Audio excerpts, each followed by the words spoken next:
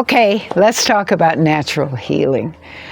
I have studied so much and thrown so much of myself and who I am and everything I can tell you at the university level, believing in natural healing, and everything I found is it works, but you gotta go outside. I know that sounds crazy, but read The Last Child in the Woods by Richard Louv, L-O-U-V. And you will know right then and there what I'm talking about. And you can also look up many different articles, professional articles by people from all over the world. Scotland seems to have focused mainly on equine therapy. There's all kinds of different subjects. If you look under Google Scholar, you'll see the same thing. But today I'm here to tell you that I've used it over and over and over again with people with all kinds of problems. All kinds of problems. Bad childhoods, drugs, alcohol, just so many different things. But if you go outside. Now, the problem that we're faced with our young folks, our children, is that we have the COVID kids when they were so isolated inside. And fresh air, I read so many things that said if you let fresh air pass through the house, you're less likely to have problems with being sick. Yeah, well, not many people listen to that. It's so crazy because we were designed to be on this planet.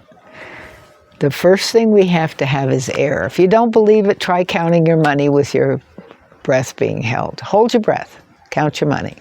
You'll discover real quick you got to take another breath. That's all there is to it. You got to take another breath, okay? Next, you need water. Where else do we have the water that we have on Earth? Go figure, okay? Then you need food. What does food need? Air and water. Right, you got it. It doesn't matter whether you eat cows or corn or chips. They come usually from potatoes or corn. You're going to have air and water. And so where do we have air and water? On Earth. All right. So if things are getting you down, find a park. Find a rural area. I mean, I'm not kidding you. Taking a walk by yourself or even with another, or with your dog, or your cat. Some people take their cats for a walk. Yes, or your parrot, iguana. I don't care what you take. Just go for a walk. We've discovered, we academics, we professors of special education, when you take a child that's been labeled as ADHD, attention deficit disorder, or ADD, attention deficit hyperactivity disorder, or attention deficit disorder, you take them outside. It's not there, doesn't happen. I used to take my whole classrooms outside, and people would say, oh, they're going to get distracted because they'll see trees and birds. No, that's not what happens. Children who get enough exercise calm down.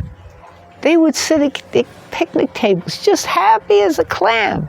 But in the classroom, there are studies that the inside of a classroom, especially younger or middle school kids, some in high school too, but it's as noisy as an entire room full of typewriters. Why? Because they're restless. All you're doing is warming the seat. They don't want to be there. They'd rather be outside, really, because children naturally know that the outside is where they thrive, where they're at home, where they want to learn. One of the things that we've discovered about children that is so basic, if something terrible happens or something wonderful happens, they learn. It's the way it is. If it's really good or really awful, you don't forget it. Where were you when 9/11 happened? Where were you when someone died? A dog died, a person died? Where were you when you had a car accident? You know, any of those bad things you remember. What about someone's wedding? Or someone's birth, or the first time you saw a grandchild or a baby that you wanted to see, maybe a relative's baby. You can remember those things. The same thing occurs outdoors. When you're walking along or listening. Now I do hear I think it's a weed whacker in the distance, but I am a long way up and they're a long way away, so there's not much I can do about that. But if you can walk or hear a creek or listen to a bird or watch a butterfly, all those things heal.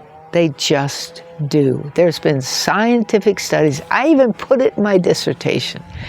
If you are in a hospital and you can see the outdoors through a window, you'll heal faster than if you see a parking lot. So always keep in mind, if you're trying to do some self-help, let's say you're having trouble with overeating or not getting enough sleep or whatever it is, take a walk. Take a walk outside. Now, don't go in the middle of the night and trip over something. Go in the daytime when you can see where you're going. And take care of yourself. Breathe deeply. Oh, one of the wonderful things I learned when I took a nutrition course was to take 5 deep breaths a day and let them out very slowly. And what happens is your lungs expand to the fresh air. So incredibly healthy for you. Seems so simple. But you know what? I went to business college for 6 years. I got a bachelor's, I got a master's degree. What did I learn? Keep it simple, stupid. 5 things. Keep it simple, stupid. 4 things. Can't count. You've got to learn to go outside. Not the same in downtown New York City. Go to a park. Go to a riverside. Go to a beach. Go to someplace away from others. I keep telling my husband, if I had a choice to live in New York City or Boston, Massachusetts, or Detroit, Michigan, or Los Angeles, California, or live in a tent in the middle of nowhere, I would pick a tent in the middle of nowhere, because I know that nature heals and cities don't. The noise is distracting, the smell is distracting. There's so many reasons not to be in the city. So good luck to you. If you want to ask me questions, down below, or go to my school. It's free to join. The meetings are free. Come, take time with me and talk about whatever you want to talk about. But today I'm talking about nature heals. Thanks for being here.